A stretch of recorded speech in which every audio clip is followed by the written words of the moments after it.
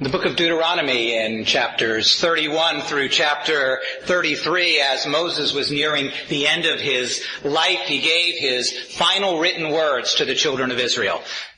They were about to enter the promised land, and they had wandered for 40 years in the wilderness.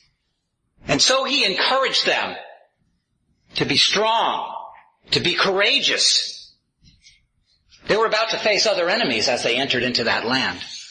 He reminded them that their real strength could be found in the strength of the Lord.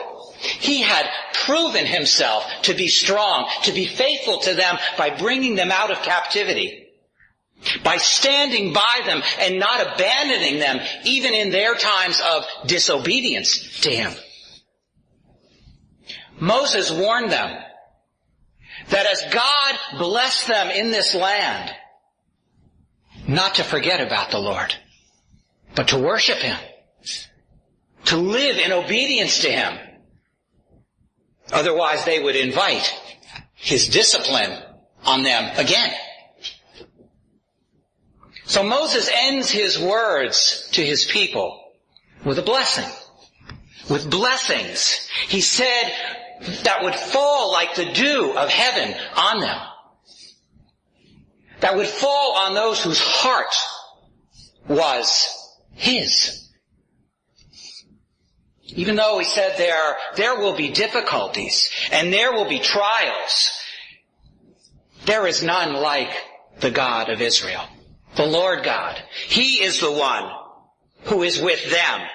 He is the one, he said, who rides upon the heavens in order to help. He rides on the sky in his majesty. The eternal God, Moses said, is your refuge, your only refuge. He is your dwelling place. He is your help in time of need. He said he is the one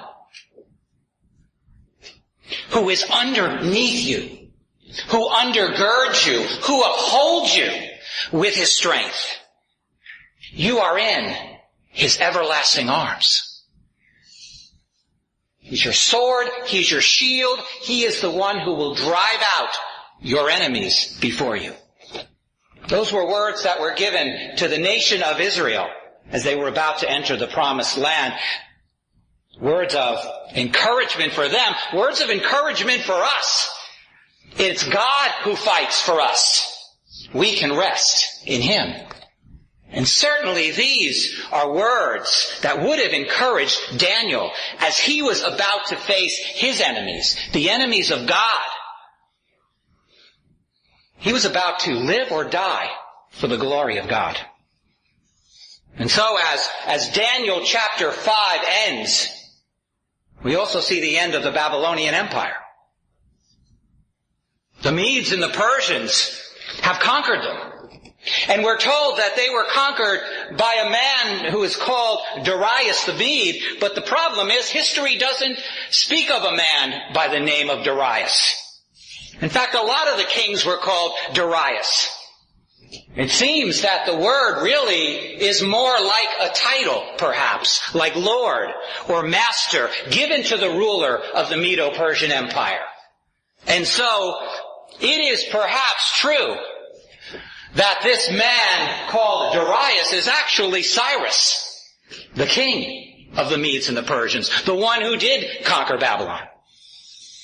And so in verse 1 of Daniel chapter 6, it says this: it seemed good. Shafar, it seemed fair. It seemed like the right thing to do. It seemed to Darius, to Cyrus, the king, that it was in his best interest, it was in the best interest of his kingdom, for the stability of his nation, to form a new government, to appoint, it says, and establish 120 satraps, realm protectors, 120 administrators, and they were to be dispersed and strategically placed throughout the kingdom, and it was their function and their job to administer the laws of the kingdom. It says that they should be in charge, have the authority over the entire kingdom. It was a new kingdom, with a new ruler, with new rules, with a new system. And the king decided this in verse 2, that over these 120 men, these administrators, there should be 3 commissioners. Sarak, three chiefs, three overseers. They were to be responsible for these 120 administrators. And it says in verse 2 that one of those commissioners was Daniel. Daniel's about to begin a new career. He's over 80 years old. And he's about to start a new job in a new kingdom with a new king. Never too old to start again, huh? And so it says in verse 2 that these commissioners were appointed over these satraps in order to make sure that the king wouldn't suffer any kind of loss, any nezag, financial loss. Taxes needed to be collected. Order needed to be established. Order needed to be maintained. Somebody had to make sure that the money got back into the king. And so these commissioners, these 3 commissioners, were responsible to make sure that these 120 men did their job.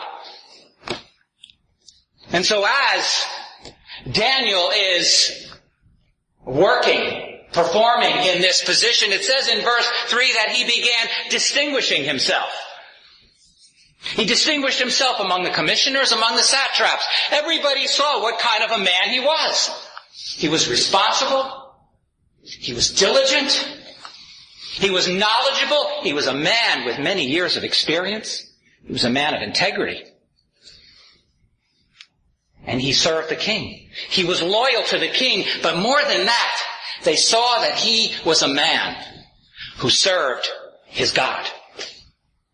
And they recognized, it says in verse 3, that he possessed a superior, an extraordinary spirit, a breath, a life.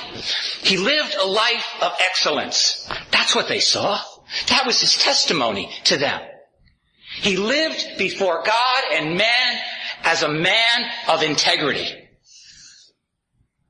Everybody saw that he had wisdom. Wisdom that didn't seem to come from this world. Wisdom that seemed to come from above. He was a statesman. He was a leader. He was a man above reproach. We could use a man like that today, couldn't we? And so the king also saw that. He saw that he had a man he could trust. And so it says in verse 3, he planned to appoint him and to raise him up above even the 2 commissioners, above the satraps. He was going to make him prime minister of the Medo-Persian Empire. Then he'd be everybody's boss. Well, that didn't sit too well with the other 2 overseers, and it didn't sit well with the 120 administrators, the satraps. And so it says in verse 4 that they got together. And they started talking among themselves. And they were trying to find something. It says a ground of accusation. Eli, it's something they could throw in Daniel's face. I mean, Daniel had been in government for a long time, 70 years, right? There must be something there that they could bring up. They wanted to find something, it said, against Daniel. Something to afflict him with. Something to hurt him. Maybe an indiscretion along the line. Maybe something that he did that was wrong. Maybe something that he didn't do, that he neglected to do. Maybe something about his conduct or his attitude. They started digging. They started looking. They started to see if there was anything that they could find. But what does it say? It says there in verse 4, they could find nothing. Nothing in the life of this man. They could bring no ground of accusation against him. It says there was no corruption, no shahat, no rottenness, means no rottenness, no blemish. They couldn't find anything that he had done wrong. Why? It says because he was faithful. He was trustworthy. He was a man of his word. It's hard to find today, isn't it? It said he had no negligence, no slackness. He worked hard at what he did. It said no corruption. There was no dishonesty in this man. Nothing, they said. They could discover nothing in this man after they investigated him. And I'm sure that they were looking hard. No mistakes, no flaws. All of those years in government. And they could find nothing. And that is a man of honor. That's a man of integrity. There was nothing there that would embarrass him, nothing there that would disqualify him from being raised up to that position as prime minister. And so in verse 5, these men realized that there wasn't anything there to find. And so they said, we're not going to find any ground of accusation. We're not going to be able to dig up any dirt against this Daniel. Unless we do this, they said. Unless we find it and find a fault in regard to his God, to the laws, to the commands of the God that he serves. That's what we'll use against him. Don't you wish that could be said about us? That the only thing that people could use against us was the fact that we wanted to serve our God? And that was the only thing that they could find wrong with us? That's what's called suffering for the sake of righteousness. When the only thing people can find against us is we love Jesus Christ and we want to serve him and we want to live for him. And so, it says, these men, these commissioners, these satraps got together. It says they came together by agreement, regash. It means they assembled as this noisy crowd, a large crowd. And they decided to go to the king. They presented themselves before the king, and it says this, they spoke to him, and they said in verse 6, King Darius, Lord, Master of the realm, live forever. Long life and health to you, King Cyrus. He said in verse 7, all the commissioners in the kingdom, well, except one, right? Daniel probably wasn't included in that group.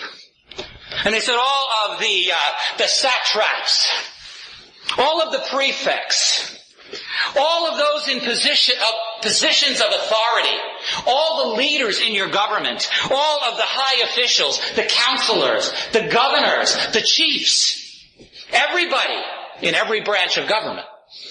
We've all gotten together, King. We've consulted together and we've come up with a plan. We've come up with a way to bring the people of your kingdom together. And you're the focal point of this plan. It's all about you, O King. This is going to be a good political move for you. We're going to unite the people, and we're going to unite them around you. Here's our advice. Here's the plan. Verse 7. The king should establish a statute, a royal decree, and enforce an injunction, a regulation that has the force and the power of your word. You get behind this, O king. And here it is. Anyone in your kingdom who makes a petition or a request for help, a petition or a request for anything, if that person does not make that request to you, he can't make it to any other God. He can't make it to any other man. Only to you, O king. Everyone is to look to you, and they are to do that for 30 days. It's to be a sign of loyalty. It's to be a sign that they respect you. We'll establish a pattern for everyone to follow. Everyone will bow and worship you. And if they don't do that, O king, they will be cast alive into the lion's den, into the gob in Aramaic. into the pit. The pit that had lions in it. Lions that were kept there. And they were kept very hungry so they could act as executioners. But there was no law in the kingdom that mandated what God or gods the people were to pray to or petition to, so a law had to be written. And so they said in verse 8, "Oh king, you need to write this law. You need to write out the legislation and sign the document so that it might not be changed, a shina, so that it might not be altered or modified according to the law of the Medes and the Persians." And that was their law. Once the document was signed, not even the king could change it. Therefore, since this sounded like such a good idea, and since it seemed that all of the members of his government had agreed upon it, and they were all on board with the plan, it says in verse 9, King Cyrus signed the document. That is, the injunction. He signed it into law. And that was it. It became the law of the land. So now, verse 10 says, when Daniel knew that the document was signed, it was now the law. What did he do? What could he do? What would we have done if we had been in his position? What do we do when we're faced with difficult situations? How do we react? This was a tough situation. What did he do? It says. Well, perhaps he started thinking about those words, those prophetic words of King Solomon in 2 Chronicles chapter 6, those words that were written 400 years before Daniel even lived, but words that he lived by. And there King Solomon told the people, he said, when you've been taken captive into captivity into a foreign land, you are to pray. And you are to pray facing the land of your fathers, facing the city of Jerusalem, facing the temple, the place where the God of Israel dwells. You are to face the house of God, the land of his people. And he said, God will hear your words. Even though you're in a foreign land, he will not turn his face away from you. His ears will be attentive to your cries. That's what Daniel had done for over 70 years, right? Aren't those the words that he lived by? He prayed. He prayed every day. His prayer had become a pattern of Daniel's life for 70 years. He had continued to pray to God, and nothing would change that now. Not even a decree, a law written by the king. And so verse 10 says he entered into his house. Now it says there was a roof chamber. Upstairs, up on the roof, there was a place that Daniel would go to be alone so that he could pray. And it says that it had windows in the room, lattice work that were over the windows, and they were usually kept open to allow the breeze, to allow the cool breeze to pass through there. And it said this particular window in verse 10 faced west. It faced towards Jerusalem. And he continued to do what he had done for 70 years. Verse 10 said he was praying, kneeling on his knees before God, blessing God 3 times a day, just like David had done. Psalm 55, David said that he prayed evening and morning and at noon. And that's what Daniel did. He prayed, it says, giving thanks to God, glorifying him, worshiping him. He didn't try to hide what he was doing. But he wasn't arrogant about it either. He just continued to do what he had done every day of his life. He prayed to his God. And so, verse 11 said, these men, these leaders, the ones who had stood before the king, says that they came by agreement once again. The idea, it's a noisy crowd. And they're standing outside the house of Daniel. So what are they doing? Looking up on the roof to see if they can see him praying? It says they found him. They observed him making petition, requests, supplication before his God. He's praying for mercy. He's praying that the God of the heavens will have mercy on him.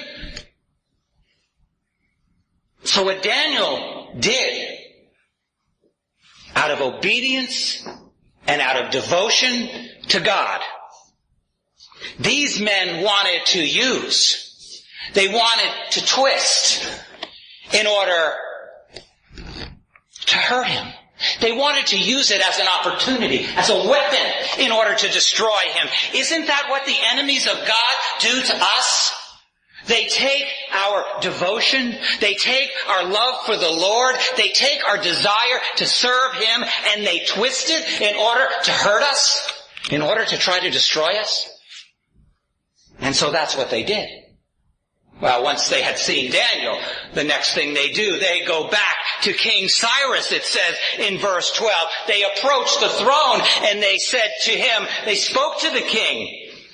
And they said in verse 12, didn't you sign the injunction?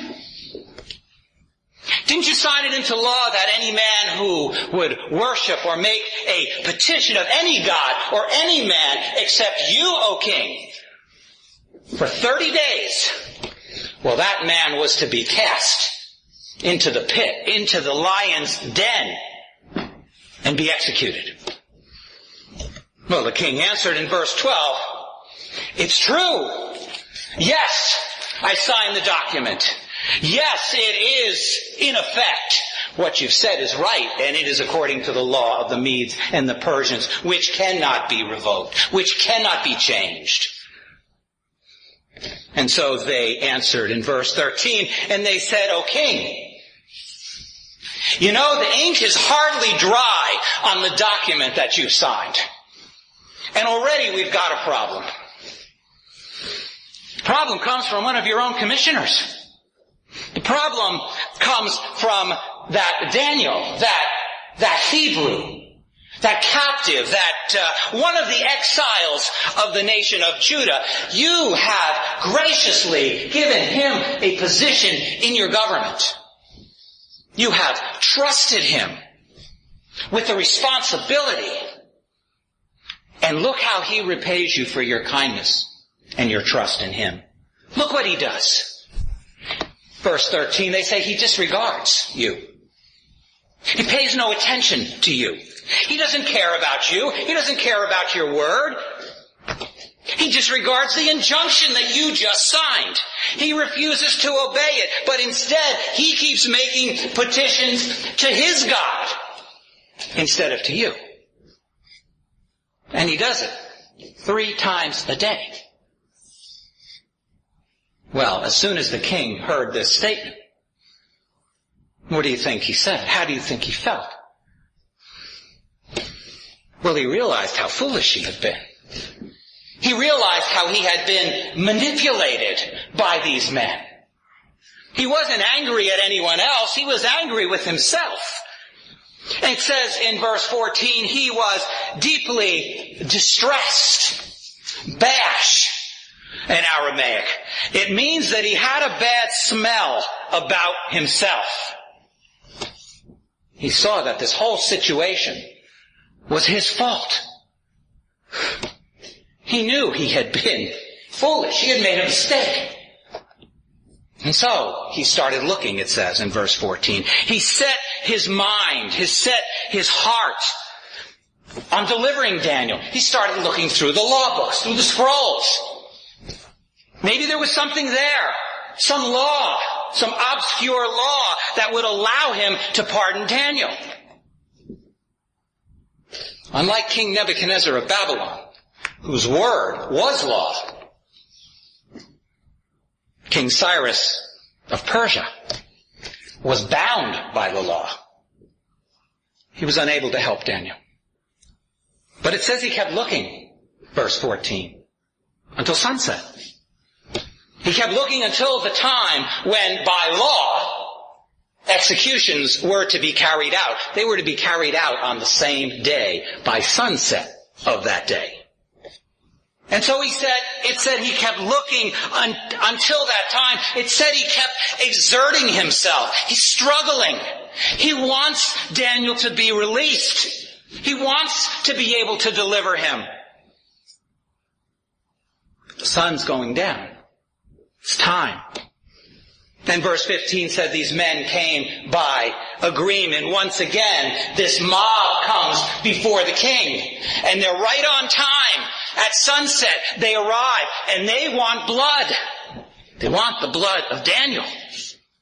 And so they say to the king in verse 15, O king, you recognize and you realize that it is a law of the Medes and the Persians that no injunction that you have written can be changed or altered in any way.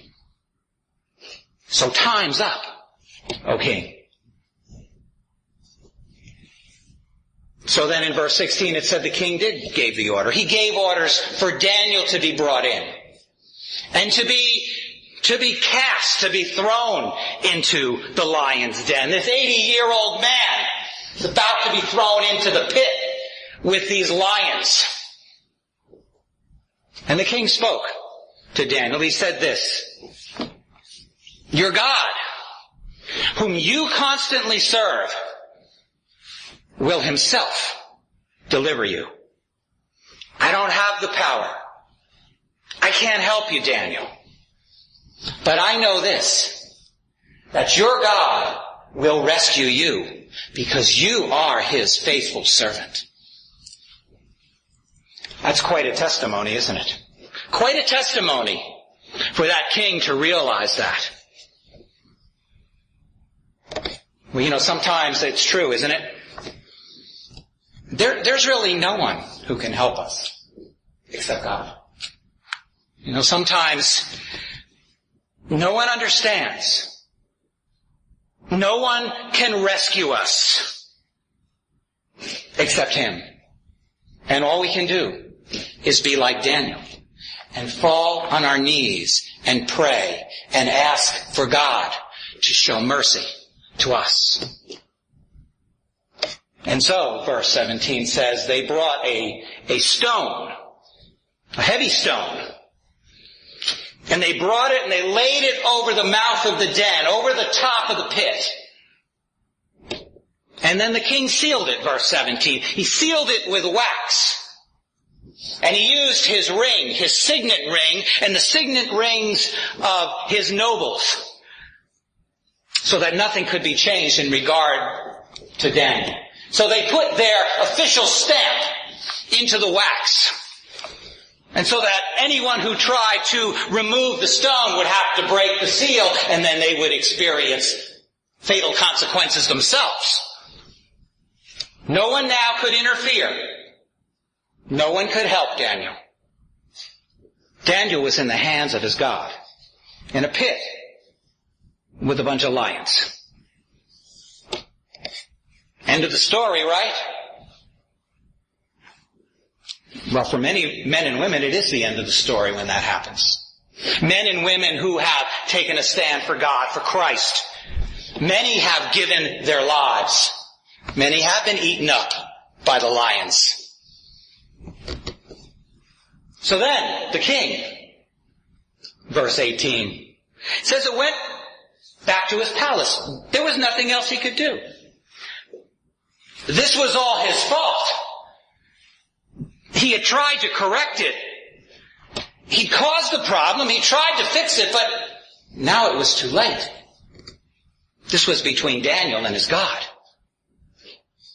But now he would have to live with the consequences of his foolish decision. And we can certainly identify with that, can't we? How we live with the consequences of some of our foolish decisions. So this king, it says in verse 18, spent the entire night fasting. Didn't want anything to drink. Didn't want anything to eat. It says that he didn't want any entertainment. No music, no dancing. TV's off. Said then when he did finally go to bed to sleep that night, says he couldn't sleep. His sleep fled from him. He just tossed and he turned all night. It was a long night for the king, wasn't it? It was a long night for Daniel. It said then the king arose. He got out of bed in the morning, it said, with the dawn at the break of the day, as the sunlight, the first light, comes shining into his room. He's out of there. And it says he went in haste. Behal. He ran, but it's ran with fear, with trembling. He's shaking. He runs all the way to the den. But I don't know too many kings who do that. Do you? But this king runs, and it says he arrives at the den. And when he had come near the place, and when he had come near to Daniel, and when they had removed the stone from the top of the pit, he cried out down into the pit with a troubled voice, it says, with a voice of pain and anguish and grief. Is it possible? Is it possible that Daniel could be alive? It doesn't make any sense. But is it true? And so the king spoke, and he said to Daniel, "You servant of the Most High God, of the living God, has your God been able to deliver you? Has he been able to rescue you from the lions? If it's true that he is real, if this God of yours really exists, did he have the power? Did he have the ability? Was he willing to save your life and to rescue you?" Isn't that the question we still hear today? Where is your God? And does your God have the power to save you, to save me? Verse 21 says, then Daniel spoke to the king. Well, I guess that answers the question, right? He's alive. And he said to the king, "O king, live forever." Yes, it's me. My God has sent his angel. As it says in Psalm 34, the angel of the Lord encamps around those who fear him, and he delivers them. One angel, Daniel says, has shut the mouths of the lions. He's locked up their jaws.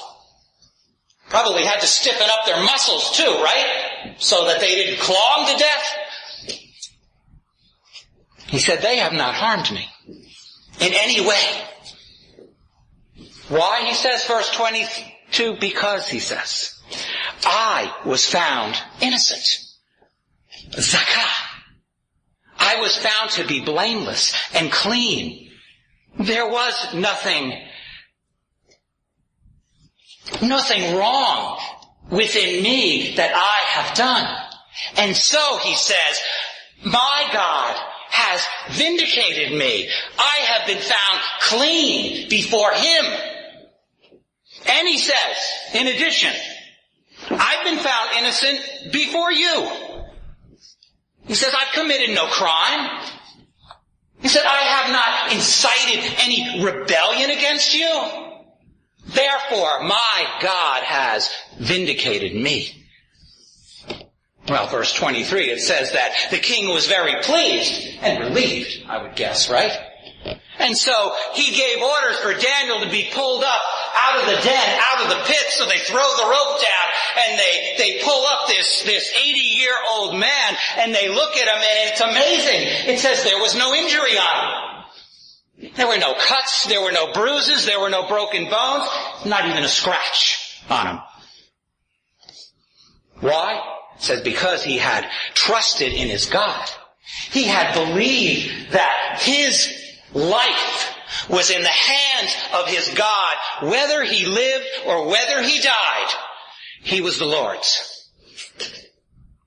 And so the king decided to set things right. What did he do? He called and had those men brought in who had maliciously and wrongly accused Daniel. What happened to them? Verse 24, it says they were cast down into the pit along with their wives and their children. It was the law of the Medes and the Persians that stated that if a man committed a crime, the punishment for that crime was to be measured out against his family.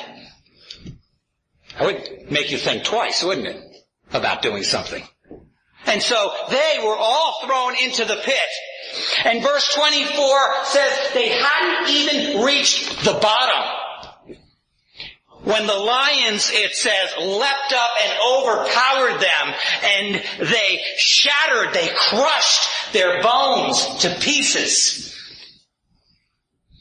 I guess the lions were still hungry. So then Darius the king, Cyrus, wrote this decree in verse 25. Another decree. It says he wrote to the peoples, to the citizens of his kingdom. He wrote to the nations, those of every tribe, those of every language and tongue. He wrote to everyone in his land, in his kingdom. And he said this in verse 25. May you live. May peace abound in your life. May you live in the fullness and the wholeness and the abundance of peace. He says, I make this decree, and I make it to all those in the dominion of my kingdom. He says, as far as my authority extends, this is my decree. Men everywhere are to fear and to be in awe of the Lord. They are to tremble in reverence before the God of Daniel. And the people, the nations today, we would all be wise to listen to the words of this king. He says this in verse 26. For he is the living God. He really exists. And he endures forever. For all eternity. His kingdom, unlike the kingdoms of this world, unlike my kingdom, he says, is a kingdom that will last, will endure. It will never be destroyed. And his dominion, his authority, it will last from age to age and for always. For he is the one, he said, who delivers. He is the one who rescues. He is the one who performs signs and wonders in the heavens, in the sky, and on the earth. And he is the one who has also delivered Daniel from the lion's den. And I can tell you because I was there. I saw it. And so it says in verse 28, Daniel prospered. He enjoyed success. Now in the reign of Darius, it says, and or even in the reign of Cyrus, the Persian. Where the nation of Israel had failed to be a testimony to the Gentile nations, one man had succeeded as God rescued him from that pit. Daniel was a testimony to those Gentile nations. And he is a testimony to us of the power of the living God. As God upheld him, he will uphold us. As he strengthened Daniel, he will strengthen us. As he rescued Daniel, he will rescue us, whether by life or by death. He will either rescue us so we might live here, or rescue us so we might be at home with Him forever. And isn't that what Christ does? Isn't that what He does for us? Doesn't He rescue us from the pit of our sin and our despair and our hopelessness? And doesn't He shut the mouth of the lion, the enemy, the one who wants to destroy us? He delivers us. He upholds us by the power of His mighty hand. He upholds us and delivers us by the power, the real power, the power of His blood forever.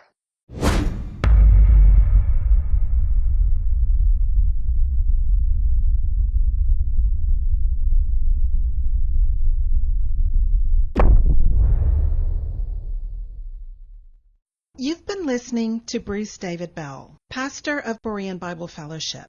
If the Lord has ministered to you through this message and you would like more information, then visit us on the web at bbfva.org.